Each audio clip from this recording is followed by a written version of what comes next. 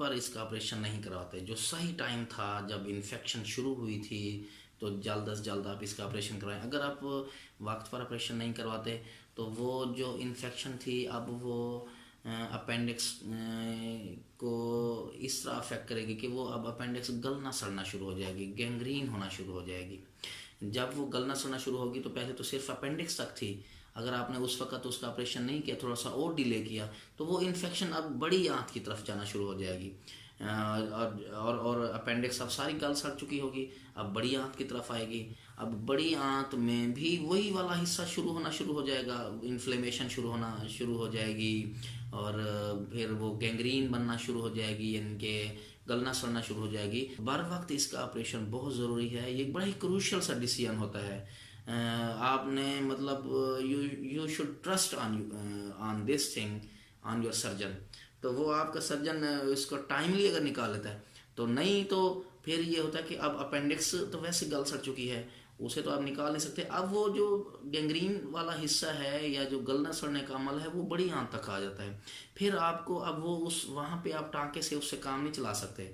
बड़ी आंत में खून की सप्लाई बहुत कम होती है। अपेंडिक्स को आप काट काट के बाहर निकाल देते हैं, लेकिन बड़ी आंत को फिर आप इससा नहीं होता कि आप सिर्फ वही वाला हिस्सा निकाल दें।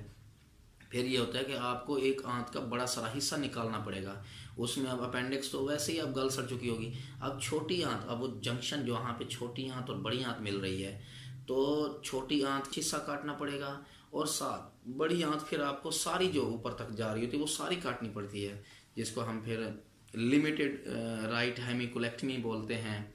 यानी कि राइट साइड वाली जो राइट साइड वाली जो बड़ी आंत है उसको काटना पड़ता है, या फिर इवन राइट हेमिकोलेक्टमी करनी पड़ती है कि पूरी जो राइट साइड वाली ऊपर वाली आंत है उसको काटना पड़ता है और थोड़ा सा हिस्सा छोटी आंत का भी काटना पड़ता है। वो जो छोटा सा ऑपरेशन था जिसमें सिर्फ हमें अपेंडिक्स निकालनी थी, अब वो चेंज हो जाता है बड़े ऑपरेशन में। अब वो जो छोटा सा कट लगाते हैं हम जहाँ पे अपेंडिक्स होती है, उसकी बजाय हमें उस जख्म को बंद करके हमें बड़ा ऑपरेशन लेकिन पूरे पेट को काट के फिर हमें वो निकालना पड़ता है, जिसको हम राइट हेमिकोलेक्टमी बोलते हैं, जिसमें कि छोटी आंत भी काटनी पड़ेगी, जिसमें कि बड़ी आंत पूरी राइट साइड वाली ऊपर काटनी पड़ेगी और फिर छोटी आंत और बड़ी आंत को जोड़ना पड़ेगा।